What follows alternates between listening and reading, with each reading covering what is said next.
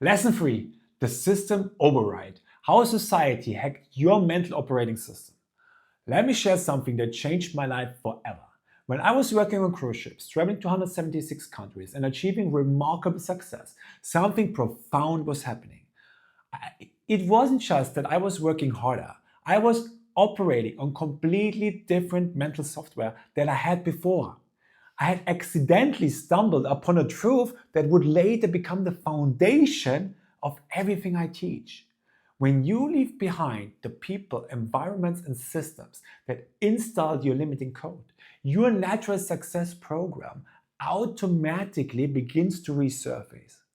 But here's what's even more important. I discovered exactly how and when this limiting code got installed in the first place. I learned to recognize the specific moments when society's programming overrides your natural success mindset.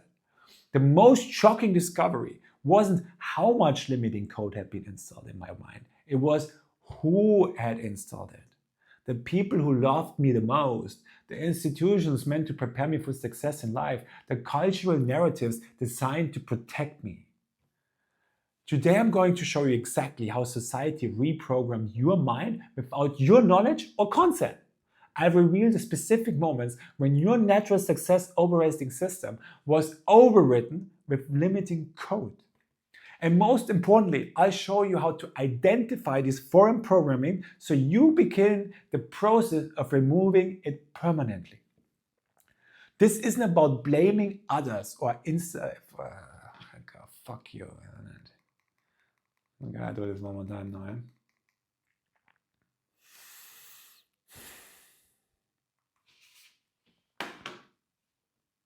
Lesson 3.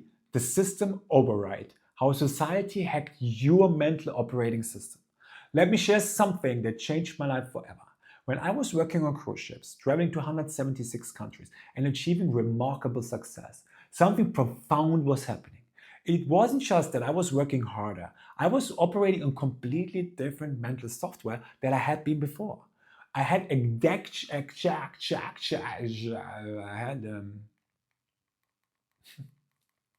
okay, one more time. Lesson 3. The system override. How society hacked your mental operating system. Let me share something that changed my life forever. When I was working on cruise ships, traveling to 176 countries and achieving remarkable success, something profound was happening. It wasn't just that I was working harder, I was operating on completely different mental software than I had been before. I had accidentally stumbled upon a truth that would later become the foundation of everything I teach.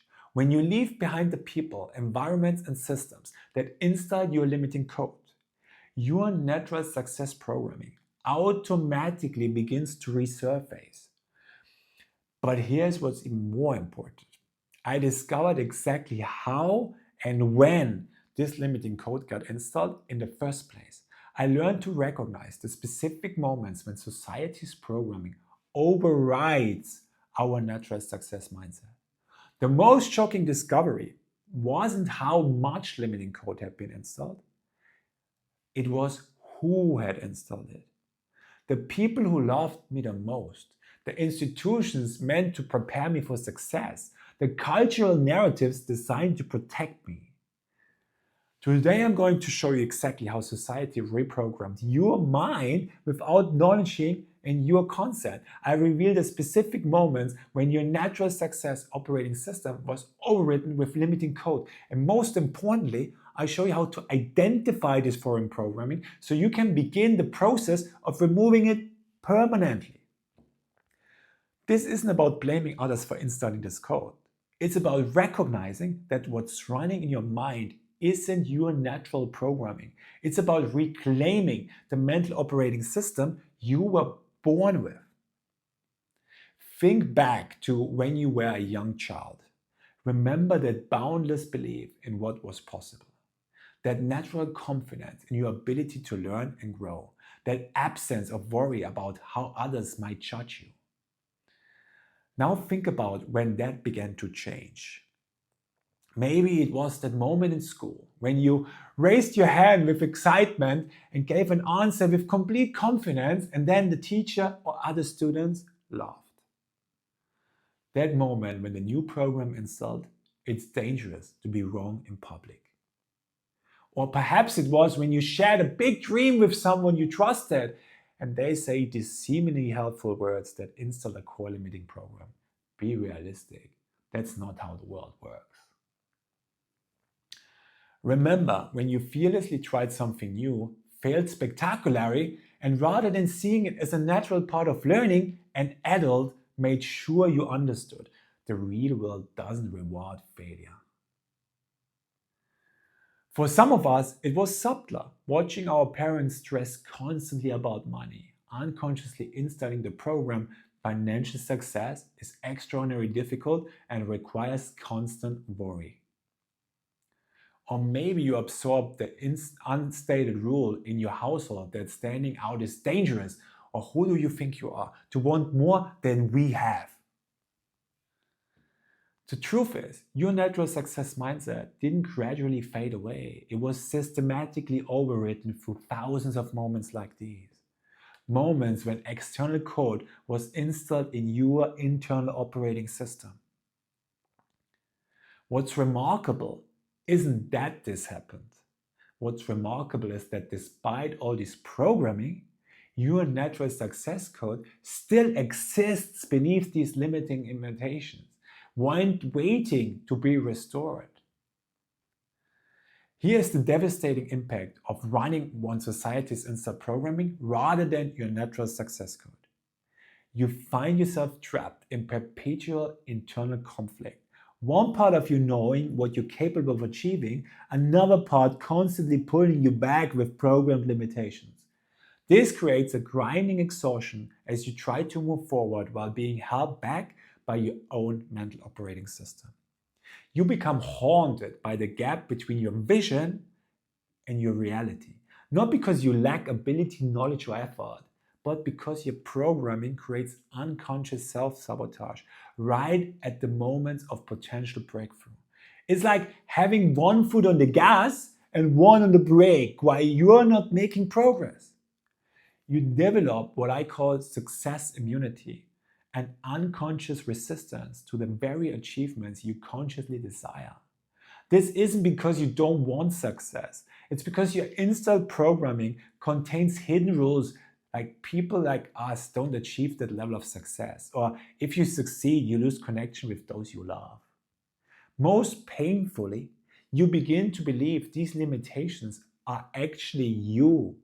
Your authentic thoughts, your natural limitations, your realistic assessment of capabilities.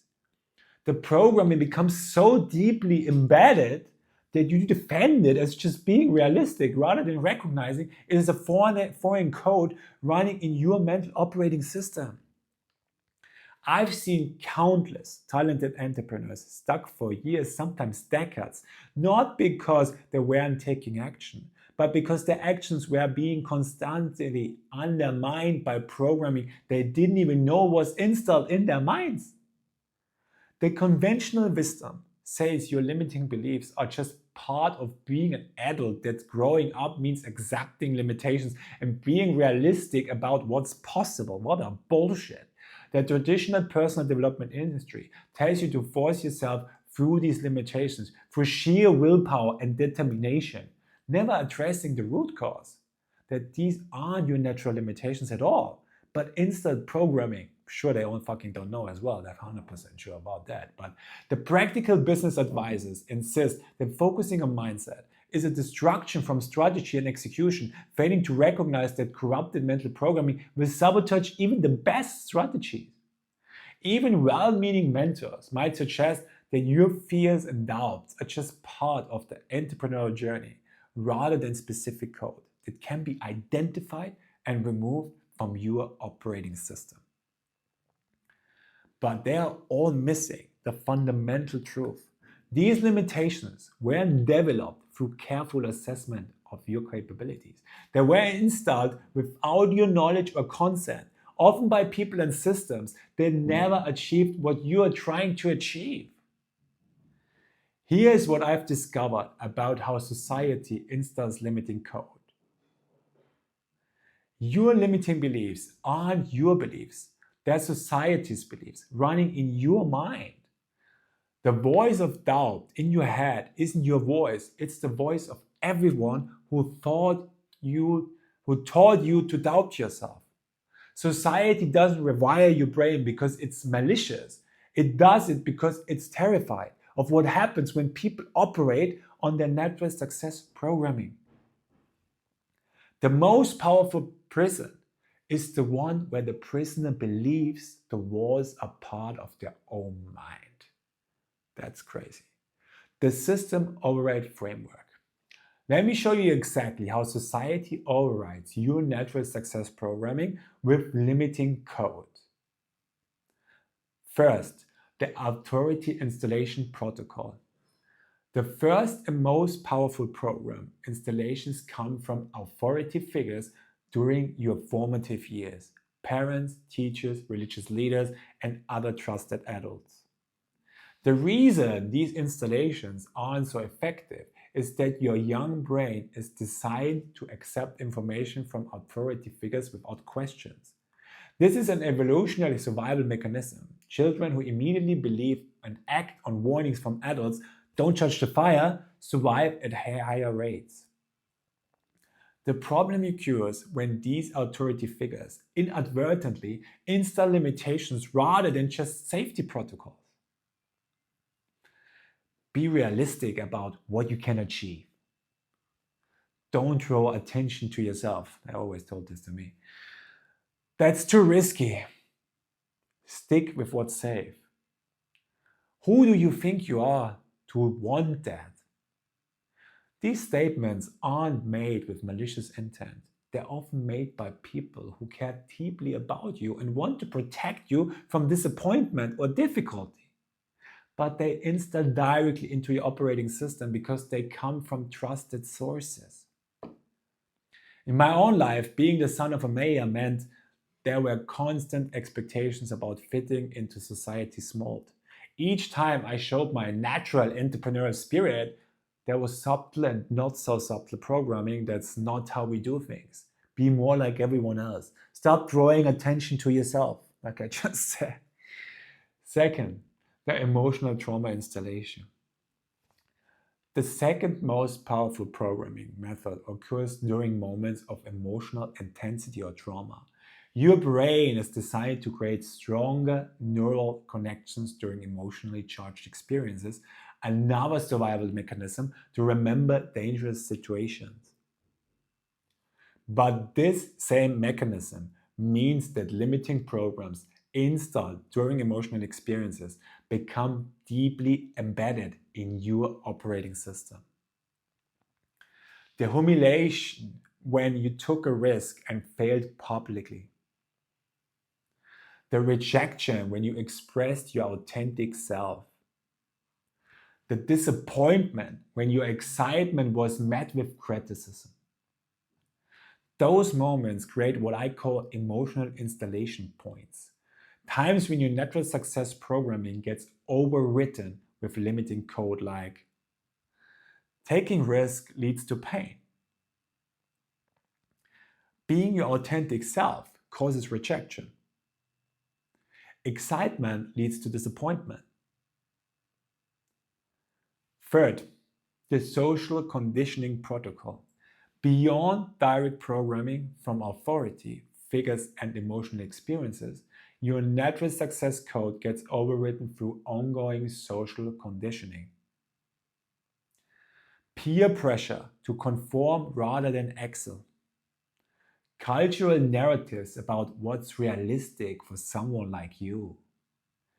Media messages about what defines success and how difficult it is to achieve fucking hustle culture.